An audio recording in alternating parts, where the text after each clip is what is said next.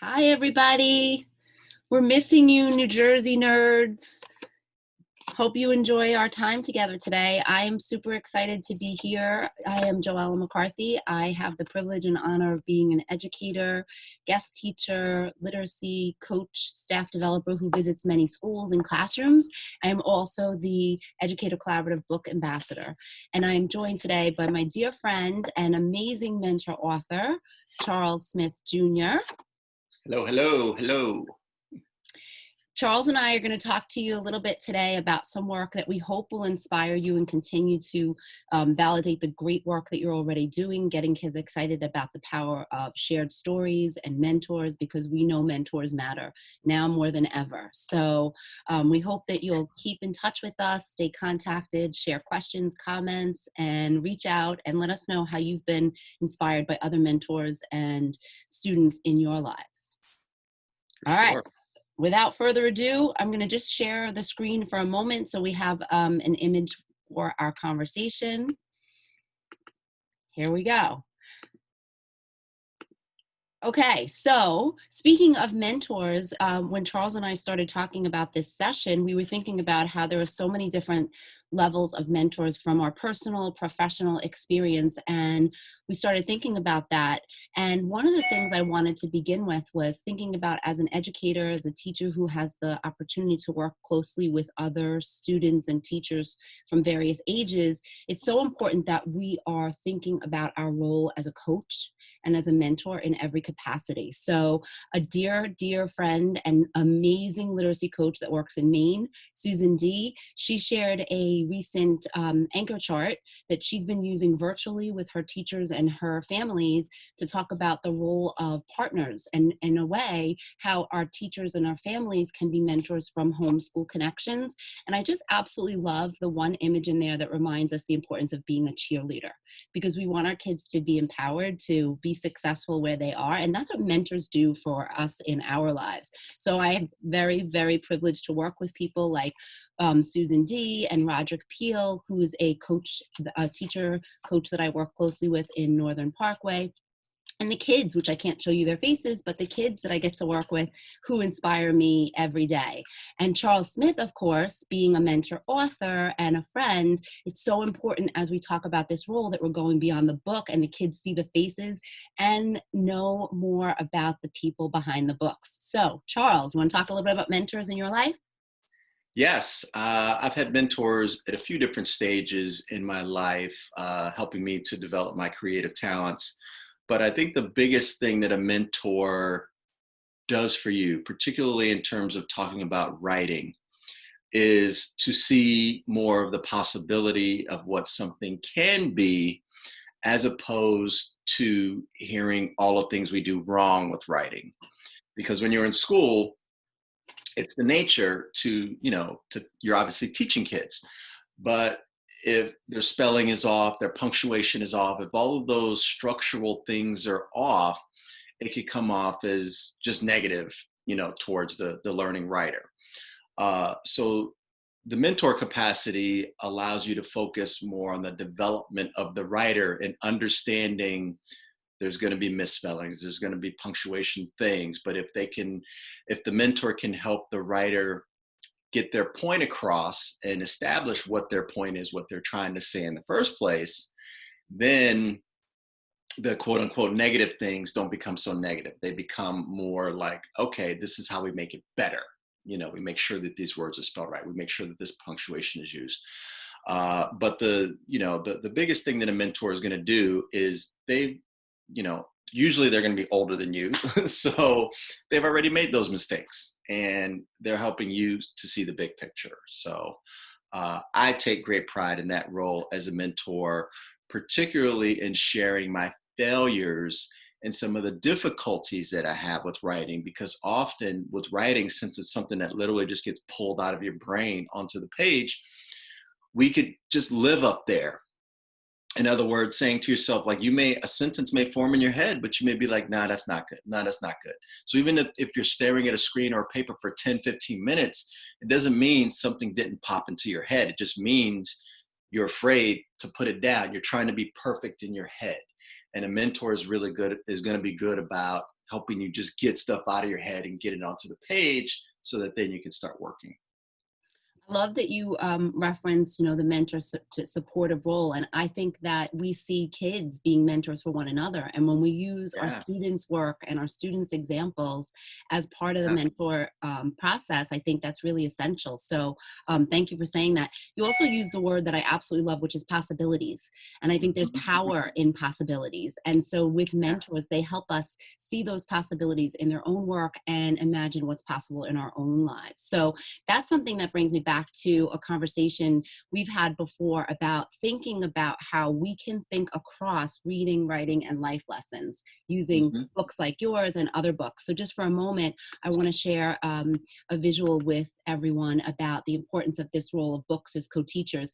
And I think that when we reflect on that role as a reader, as a writer, as a life learner, if we start to see the ways that we can connect those reciprocities, I think that's really powerful. So Charles and I are going to share many of his books today, but we want you to consider the BYOB factor, which would be bring your own book to this conversation and think about how you can find those reciprocal natures. Like, for example, this is a book from Charles that's called Rim Shots. I absolutely love First this book. book. Yes, first book ever. And it's basketball picks, rolls, and rhythms. And the poetry in here is so inspiring to kids. But I'm going to let Charles talk about that. But my teacher lens, I just want you to know in terms of BYOB, one of the first things that I talk about with teachers and with students is when you look and reflect on the story, thinking about people behind the story and the messages in text. And so, thinking about as a reader, how that might touch your heart, but as a life person, like in life, thinking about describing how the author's perspective influences your own interpretations. And perspective is a huge, a huge and important part of this process that we think about as we're considering where and how those books mentor us in our lives. So maybe Charles, you want to talk a little bit about that? And I showed Rim Shots as one of the first books that Charles has written, but Mhm. I have another one that is often one I start with kids. And I'm going to just put that screen up as well. And that is this book here, Diamond Life. Mhm. And both Yes. Diamond Life, yeah, and Rim Shots have an I Remember poem. Maybe you can talk a little bit about that for us. Yes.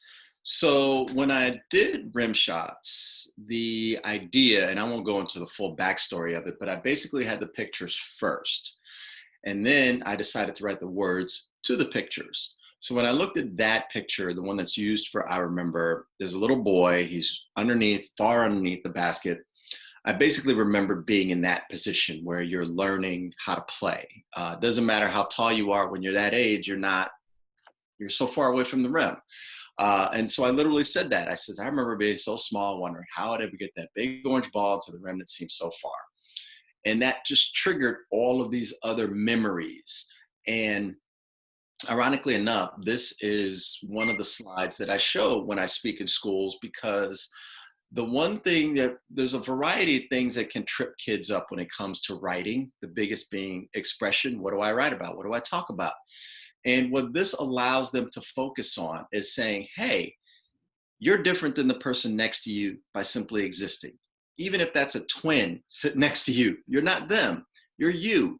So you're going to, even if you have a twin, you're going to remember a joke in a different way. You're going to remember a memory with your parents or whoever in a different way. And obviously, if you're not a twin, it's going to be far different. But the point is that we each have our own memories, and that is what makes us unique. So I remember taps into that because I wrote down the good memories, I wrote down the bad memories, I wrote down the memories by myself, with my friends, with my family. I wrote down all of those memories. And the funny thing was, it probably took me 10 to 15 minutes to write it. And when I was done, I felt like I was cheating because it was so easy to write. And once I started speaking about the book in schools, that was the one that teachers and students gravitated toward because it is so personal.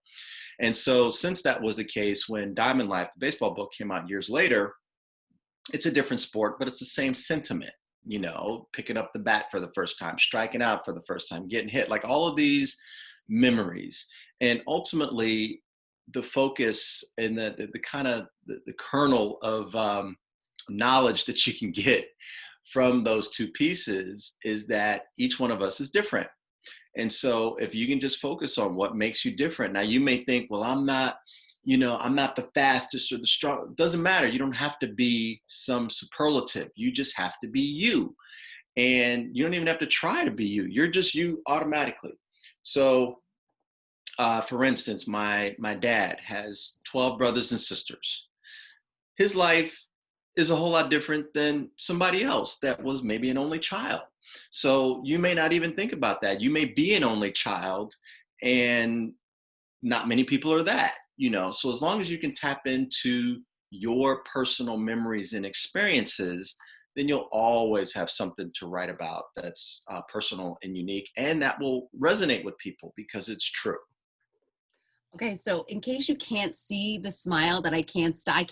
Like I'm smiling and I'm like, my cheeks are I bursting can see because it. I'm thinking about how it's so powerful to hear you tell the story behind the book. And that's why I love having conversations with friends and authors and bringing that into the classroom, because now I'm thinking I can't wait to share that piece right there with a group of students in the next, opportunity that I get, whether it be virtually or in person. Yeah, And that whole idea of, you're different just by existing.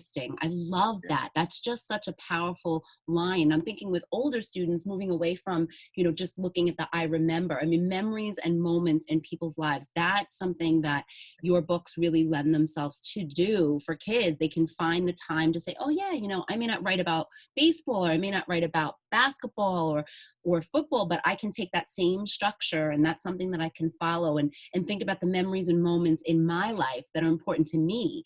And so I'm just getting so excited hearing your voice to be able to say, like, how does that influence kids in a deeper way beyond just sharing that story? That thought process that you had in creating these pieces, which I love. And even for older readers to take that line, like, you're mhm, different from because you exist. Right yeah, off that line, where does yeah, that take you? Because you've inspired me to think through that as well. And so I just love getting to, to talk directly with authors like you who are so generous with your time and your talent so that kids can see the possibilities of the work that they can do. Which brings me to an example that is definitely very driven by what you did in Diamond Life. And this was mhm, done by a student at Northern Parkway that I work with. Actually, just last week, Jaden took the repetition of I Remember. And if you look, what I wanted to share with our viewers is the important part of, this mentoring is not about product, it's about process. So if you look at the very bottom where there's an arrow, Jaden said, I borrowed the repeating part. He even borrowed the conclusion and coming through with like a big moment that he remembered or an idea.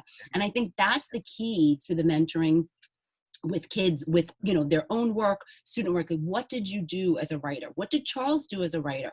Or what did you do as a reader? And how can that influence you further? Or in life, how can that story or that idea or that message, it grow into something in your, in terms of a learning experience for you?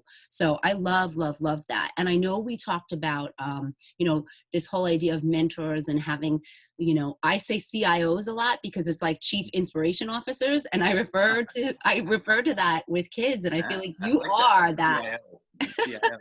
CIO of my own company. I like that. Yes, you are. Yes, you are. And all of your ideas, which is great. And Yeah, I love I'm that a you big have, company then. I'm sorry. I says I manage a lot of people then if I'm managing all those ideas. I manage a lot of people. Yes, exactly. And in Diamond Life, one of the things that I think is great. Oops, sorry, did you hear all my books fall? I apologize. One of the pieces that you have in here about what's my name, Uh-huh. which I think is another really important part of using some of the poetry in your books, because you get an opportunity to see not only stories around subjects that you're inspired to write about, but just different ways of approaching a subject within Yeah, that and all those little moments. So maybe you can talk a little bit yeah, about that. sure. So I'll rewind real quick because talking about I remember and kind of piggyback that onto what I'm about to talk about. So when I did I remember, the very first school that I spoke at about that, before I even, and it was my very first visit, period. I got kind of spoiled because the teacher took my I remember. She made a photocopy and she made a photocopy, and on the photocopy she whited out my answers, and then she photocopied it again and sent it out to the students so they could fill in their own I remembers. And that was, since it was my first visit, it was also the first time I got to see the way my work was being used. And automatically I realized the power that was in my work being used to teach other students to read. Because one of the reasons that I gravitated towards writing in general when I first started it is that it's the one subject that's about you.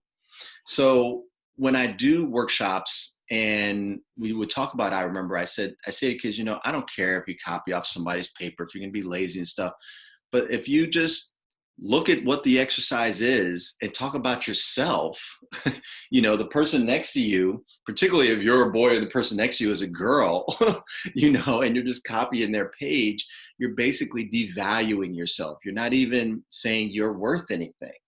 And so by just looking into your life, you'll have stuff to write about. Now, tying that together with what's my name, in that instance, you're basically piggybacking on the idea that we're not just one thing. So that poem is about a pitcher.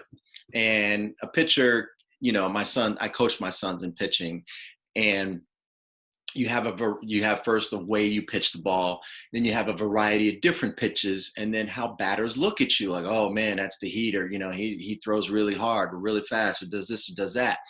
So in that instance, in that poem, it's basically a bunch of synonyms for the type of pitcher it is.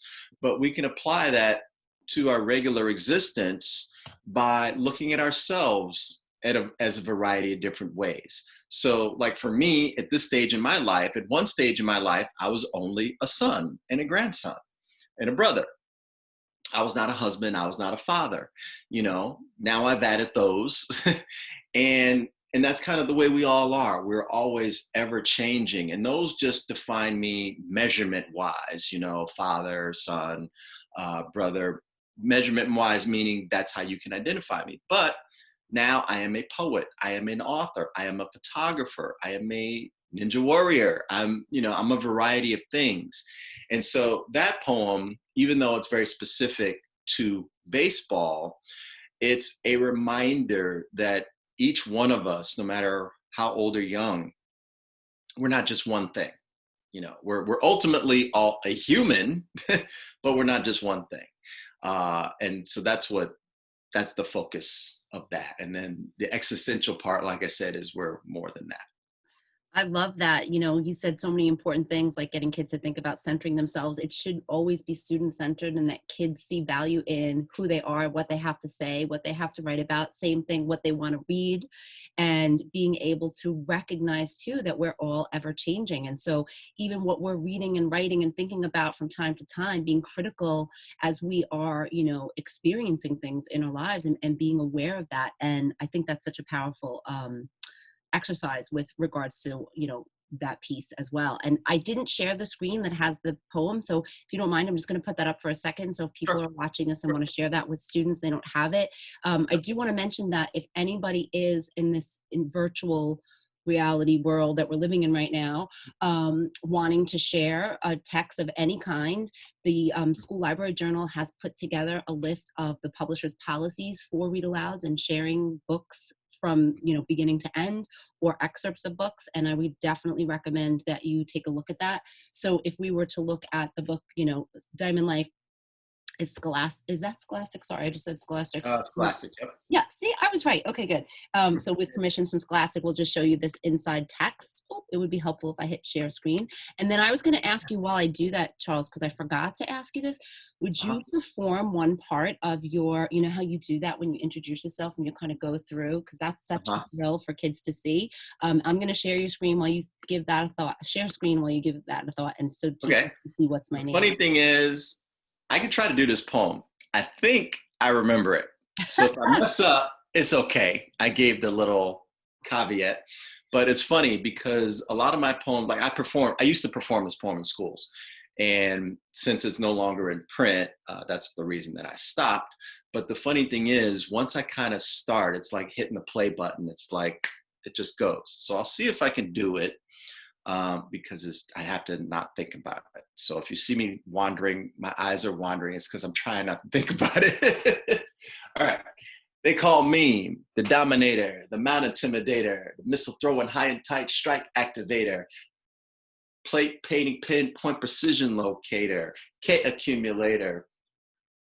That's all I remember. Listen, I'm impressed, and I'm already, my head is thinking, as a reader, as a writer, like the wordplay, the fluency, all of Yeah. that, and K accumulator, fireball, flinging flamethrowing fascinator, hurling, the high heater, across the letter streaker, swinging 100-mile-an-hour big back swinging beaters. That's all I can remember.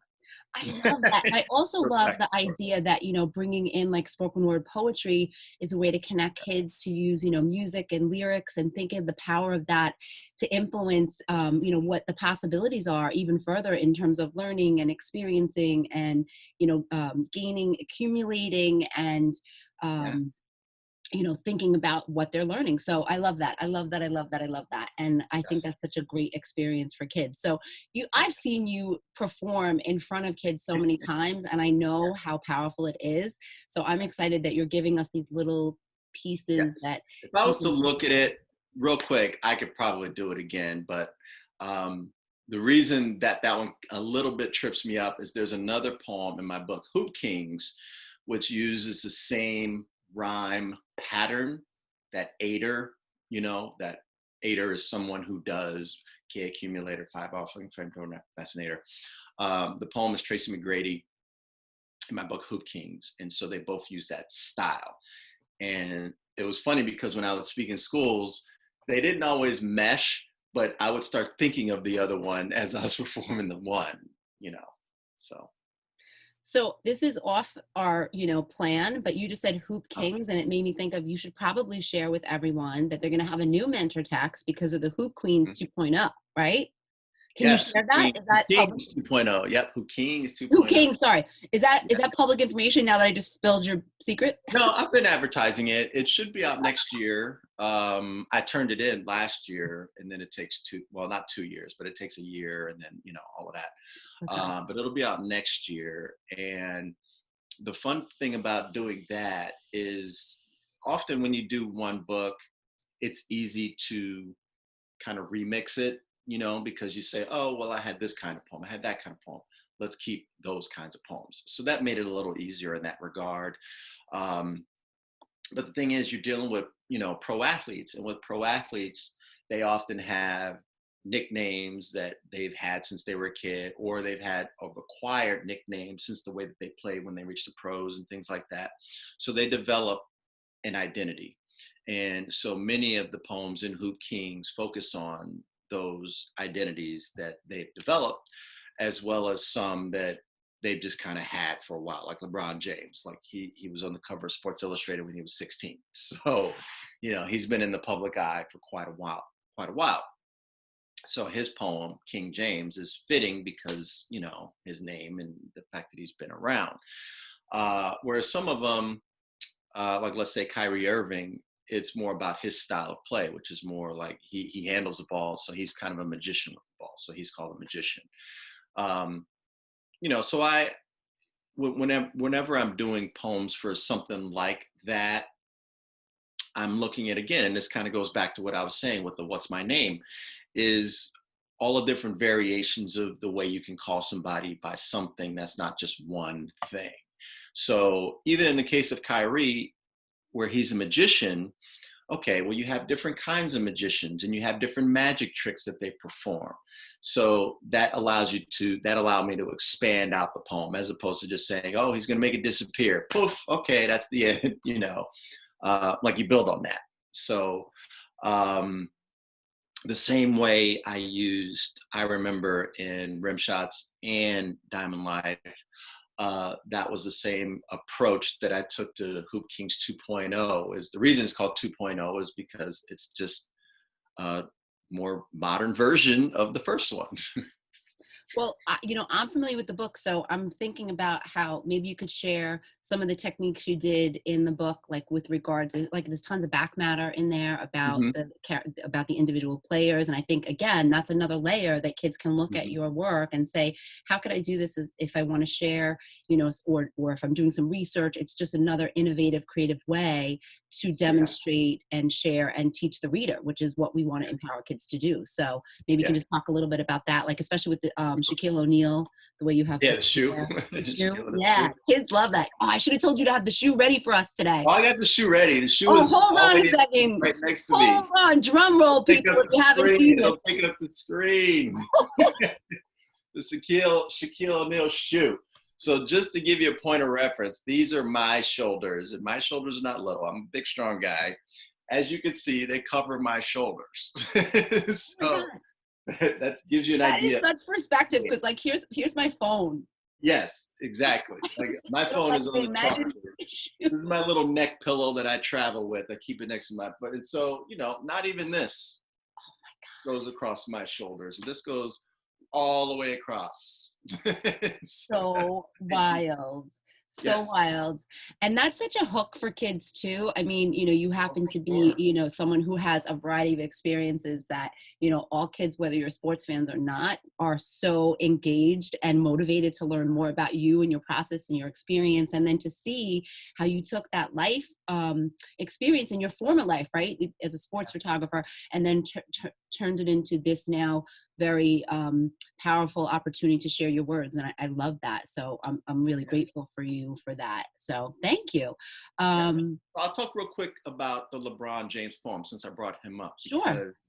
and the reason that I'll talk specifically about his is because often for me as an author, particularly as a poet, rap is definitely an influence, not in terms of other rappers, but just creating some music with the words. Hmm. And so sometimes I need a melody in my head or a beat. And so, or sometimes it's instrumentation. And so when I wrote LeBron James's poem, he's a king. His name is, King. And so I thought of, okay, when a king get introduced, what would you hear? You would hear trumpets, you would hear horns, very loud, processional, that kind of a sound. And so that's what I went into writing his poem with, is this kind of orchestral, trumpet sounding kind of announcement of his presence, and so that's the way I wrote it. It has that kind of feel to it. And the reason that I mention that is because oftentimes, particularly as teachers, you're dealing with multiple kids at one time. And so you're trying to find the common denominator of how you can connect with them. But the fact is, they're all each individually different. And so some kids are going to be more visual, some auditory, some learn by doing. Some are going to come out of complete left field with their creativity, and that's kind of what the reason that I mention this is because your first thought in writing a poem wouldn't be, okay, this is about a king. So we want it to sound like, everybody's arriving or this and this and that. But at the same time, the kid could come up with that. They could bring that out. And so I mentioned that because it's very easy for educators to be in a position where a kid starts talking in a completely different kind of way and how they're coming to a piece. And your thinking could be so far over here, your blind spot is right here. And that's where the kid is coming from. In other words, they're thinking in a completely different way than the way that you're, trying to get them to connect with this text. So I mentioned that specifically because often when I would do writing workshops, um, and I hate to make a blanket statement, but it always it most of the time ends up being true. When the kid, often I get basically the best kids at writing are the kids that have no interest in writing whatsoever. I don't get any middle ground. And what I've learned, ironically, is the kids that have no interest in writing end up doing really well as opposed to the kids that really are into it, or I should say test really well or do good grades, that kind of thing. They're used to being told what to do. Like literally everything. They would ask every single question. Do you want this? Do you want that? Whereas the kids that maybe they aren't into writing so much, you say, write about whatever you want. And they'll be like, really? Like anything? Whereas the kids that are always used to being told, well, can I do this? They literally want you to tell them every specific thing. And so I mention this specifically because in that middle, you're going to have a wide variety of kids. You're going to have the kids that want you to tell them everything. You're going to have the kids that you just give them a little hint of something and they go off and running. But the reason that I mentioned that LeBron poem is because once I latched onto the theme of treating him like a king, then I used all methods to approach that. So, okay, if there's a king, if they're arriving someplace, what would happen? You'd hear trumpets, you'd hear this. If they were a king and they had people in their court, what would their names be? Like the Earl of this, the Count of that, the Duke of this. So I use those titles. So I'm using that to kind of fill in the gaps of, writing about this one subject.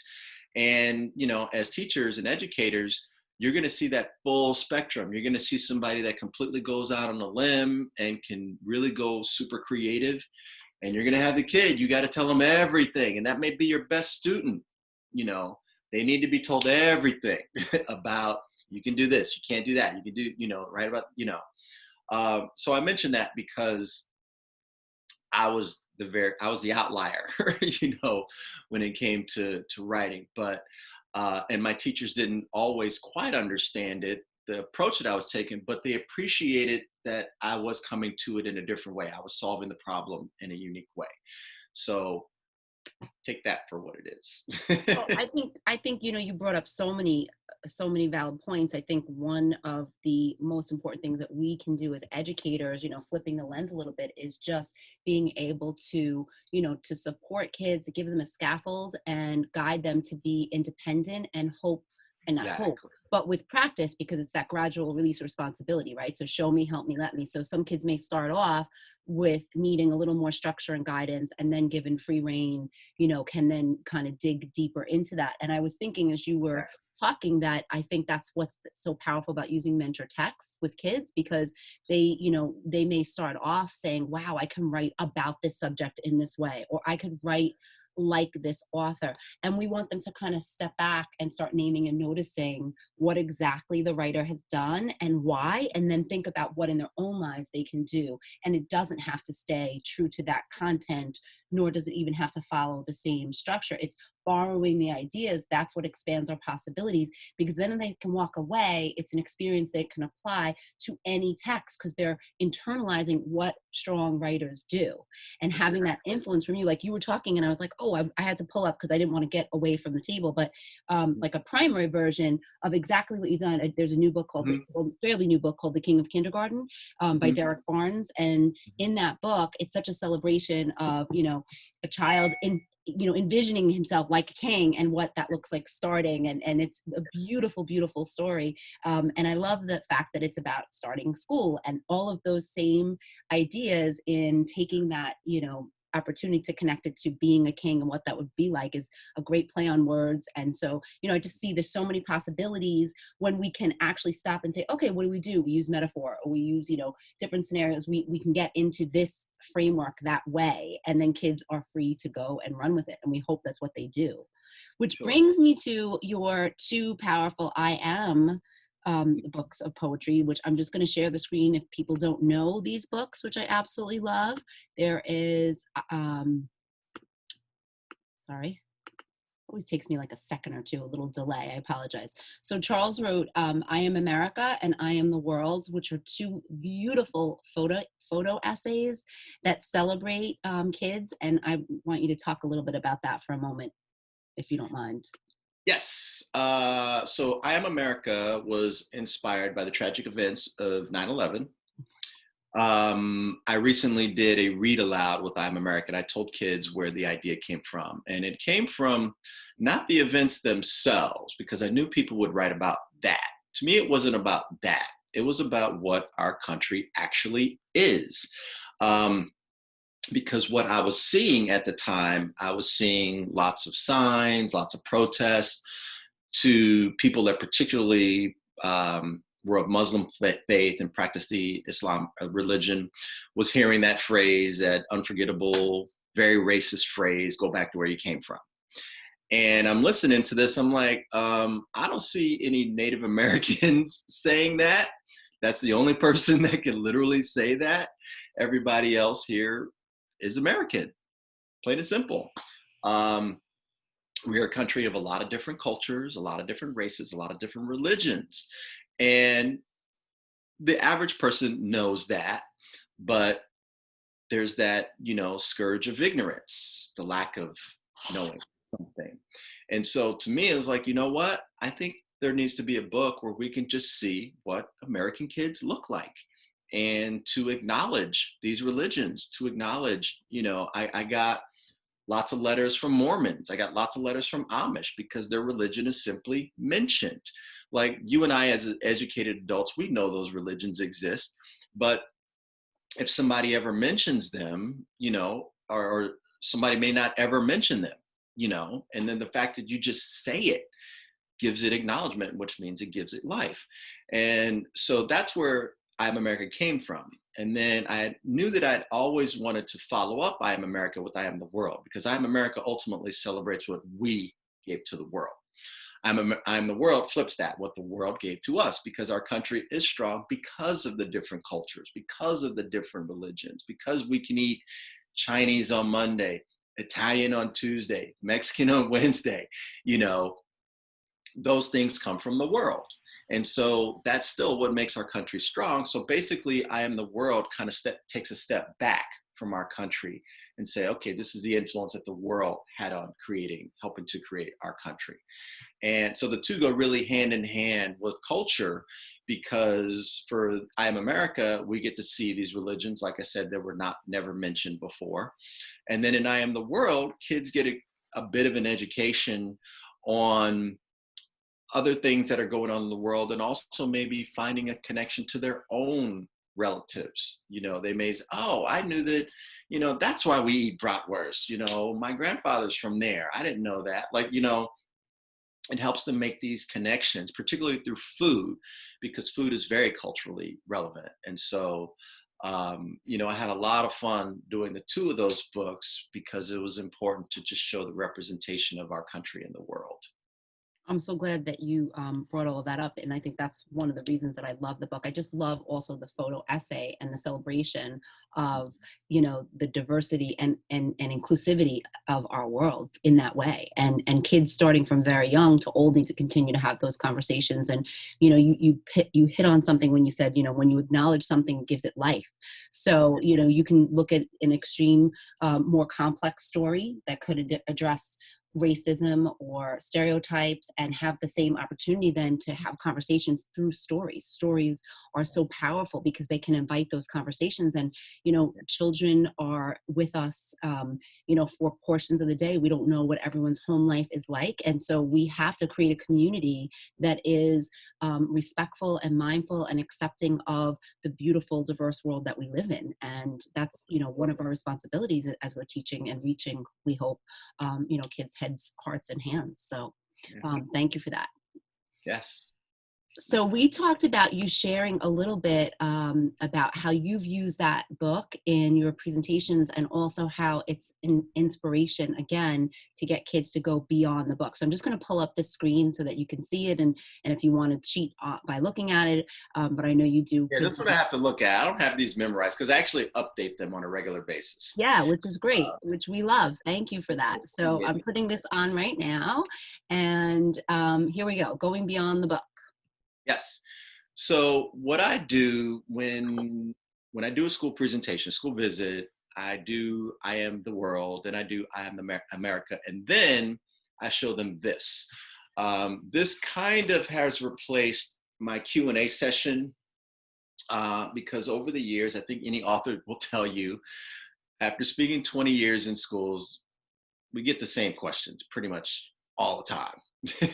And, it's fine. The person that's asking, they don't know the answer. But what ends up happening is it doesn't tell you a lot about the actual person. It just, again, what I like to call it the measurements. How old are you? What, the measurements. It doesn't say something about you. And so in this slide, with the I ams. If you can pull that up again, I'll start. Sure. I wanted people to hear from you. I'm sorry. Go right ahead. That's all good. So what I do in this one is the purpose of it is I said when I created I am, it came about an I am poem that I created about myself. And when I do writing workshops, the goal is for students to write their own I am poem, but to go beyond what I again call measurements. I am a boy. I am a girl. I am a funny person. I am a smart person. Boring, Mhm. boring, super boring. And we as people, individuals, we are not boring. We are all different and unique. The, the challenge comes in how do you show that you're unique? So you have to focus on something that's important to you. This kind of goes back to that I remember poem where you're talking about your memories. So this is an instance where it's like, okay, what's important to you? Who are the important people in your life? Why are they important? What are some of the things that are important? And so what I do is I put this screen up and then I let them ask me, why did you say I am a this, I am a that? So I'll pick out a couple of them because a couple of them, they get picked all the time, which is part of the reason I change it because I'm trying to get away from the same ones all the time. And I'll start with the one that gets asked the most. And that is, I am attacked by German Shepherds. And kids will say that and like, what did you mean by like you were attacked by German Shepherds? And I say, no, that's the point, is that these are not literal translations. Like I was never attacked by German Shepherds, but it's important that I mention it because people in the civil rights movement were attacked by German Shepherds, fighting for the rights that I now enjoy. So even though I was never attacked by German Shepherds, the people that fought for those rights are a part of me. So I say I am attacked by German Shepherds. Another popular one, which kids are often afraid to ask, is I am a suspect. And they say, wow, you're a suspect. I says, well, I am a Black man in America. Now, I also preface this real quick by saying I showed this slide to grades, it's either grades 3 and up or grades 4 and up. So this one I don't talk about. Like some of the ones that are mentioned here, the younger kids don't get that. They get similar ones, but I am a suspect can bring up some matter that maybe a little tough for younger kids. So this is more for grades 3 or 4 and up. But when I say I'm a suspect, I say I am a Black man here in America, and then I give some examples of how Black men in particular have been treated. Sometimes kids know, sometimes they don't. The adults usually know, but I bring up the fact of how 2 men were arrested just for sitting in a Starbucks. How a little Black girl selling water had the cops called on her for not having a license or something. Just all these really insane reasons that Black men have been arrested. And I say, if it's the winter and I'm walking outside and I have my hoodie up because I have a bald head and I'm freezing cold, and I happen to be walking behind a woman or somebody, she's going to walk a little faster because I got my hood up, or they're viewing me as a suspect. They don't know me as Charles R. Smith Jr., the author, the poet, the photographer, the ninja warrior. They only know me as a Black man with the hoodie on, with his hands in his pockets. So they're going to treat me in such a way. That person could. The cops could treat me in such a way for when I'm pulled over and stuff. So I mention that because I include that one because that is something that I have to deal with. Let's go back to the screen and I'll go through And and one I or two. just think that it's so important, like you say, that you're also sharing this because these are conversations we have to have because unfortunately it's, a very real issue in the world, unfortunately. Exactly. But Go ahead, I'm also sorry. really a big part of reason I mention it too is because kids will see me and like, wow, he's an author. Like to them, I'm a rock star, and I'm on American Ninja Warrior. Like, wow. So they're gonna just assume that nothing befells me, and I mentioned that's why I mentioned to them that even though that you guys know I'm an author and that I'm a father and this and that, the average person see me on the street does not know that. So I bring that up. So a couple of the other ones that are pretty popular is I'm Invisible Man. I get that one a lot. It's capitalized. Invisible Man is capitalized, so that means it's a book. It's one of my favorite books, and it's written by Ralph Ellison. And it's not about a visible man like, ooh, you can't see me invisible. It's about somebody, it's about a black man, and we never learn his name, and that's part of the story, is because he's only viewed as quote unquote black man. So people, when they see him, they don't see him as like John Doe, they just see him as black man. So whatever they identify as a black man, oh, all black people do this, all black men do that, that's how they are looking at him. So he is therefore invisible. um, that's one that comes up a lot. And then another one that comes up a lot, and this will be the last one, is I am trash talk jumping out of confident mouths. That one comes from the time that I spent on a basketball court. So even though I was good when I played, I didn't talk trash at all. I was very quiet. I was the one that was actually super quiet. That was kind of my trash talk. I didn't say anything because like that was my thing. And so, but what I mentioned that because when I'm writing about basketball, I always think of those guys that did trash talk, and I use those personalities to inform the way I'm writing, a particular writing style, in this case basketball, but just anything in general. Like if you're writing in the voice of someone, it can't just be a generic person. Like, who does this person remind you of? Does it remind you of your mother? Does it remind you of your father? Does it remind you of your great grandmother? It's just being accurate to the person that's speaking those lines. And so what people get to see through all of that is they get to see me, because I could easily say, I am a man, I am a black man, I am a father. I'm like, a whole bunch of people could say that. That's not unique and specific to Charles R. Smith Jr. So once they see me talking about that, then the funny thing is okay, whatever other questions you got, then they go through the rest of the list. They ask me all the other I ams. And so, because that's more interesting than, what's your favorite color? Who's your favorite baseball team? Right. They're getting something out of it that they can also apply to themselves. I also love that because you're nurturing and celebrating identity, and that's another model that kids can then borrow and try in their own, morning meetings, student-led conversations, responsive classrooms, and they can do that in describing themselves and really to nurture and celebrate their own identities, which is the most important part of the work that we can do. If we're mentoring kids to do anything, we want to mentor kids, and we want kids to be mentored by one another and establishing, a strong sense of self and identity and pride in who they are and value that. And so that's why I love doing that. And I wanted to just share, based on these conversations, we talked about how it doesn't have to be Charles's books, just this works really well for us because so many things have been, I've used in the classroom. I've had Charles as a guest in the classrooms that I work in, and students are really inspired. And I just think it's interesting because kind of bringing us back full circle to thinking about how we can look at what's going on in the world, what we're reading about, what we're writing, and how that then translates to sharing our stories. There's a beautiful poem that was written that kind of threads this all together. And I just want to leave you with this thought, which comes from a student who is also a fifth grader.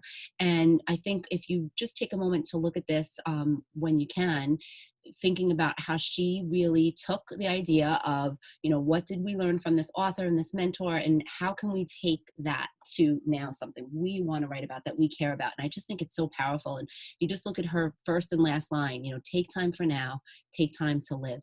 I absolutely love this, and I'm so grateful that Ashley allowed me to share this poem, and also her Fifth grader. Fifth grader, right? Take time for now. It's the only time you're sure of. Take time for friends. They'll help you through the very worst days. Take time for family. You'll miss them immeasurably when they're gone. Take time for work, but don't let work take all of your time. Love that. Take time to laugh. Laughter raises spirits and brings you joy. Take time to exercise. You have one body. You should look after it well. Take time for you. For if you keep dividing yourself, what will be left? Take time to understand that we cannot save time. We can just try to use it wisely. Take time to live. Isn't that beautiful?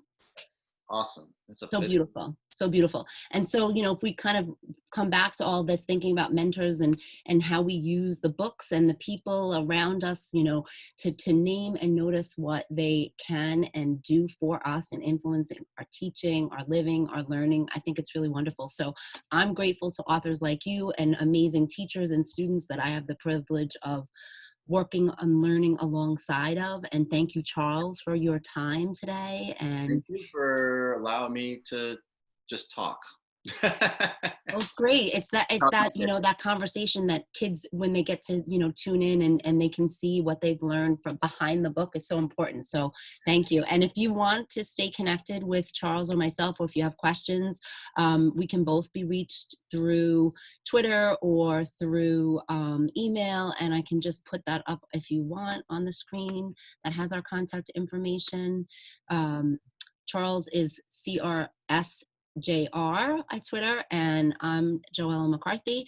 And please stay connected with us. You can also probably, if you want, go to Charles's website. You can find his email and contact information. And I'm sorry that we were not able to be in New Jersey with you for Nerd Camp, but I hope that this is something that people will get to share and use beyond just the time we would have been together. So stay Yes. safe and stay connected.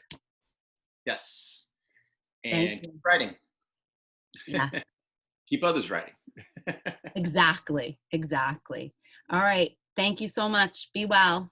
All right. Thanks a bunch, Joe. See you soon. Thanks Okay. to all the folks in Nerd Campville.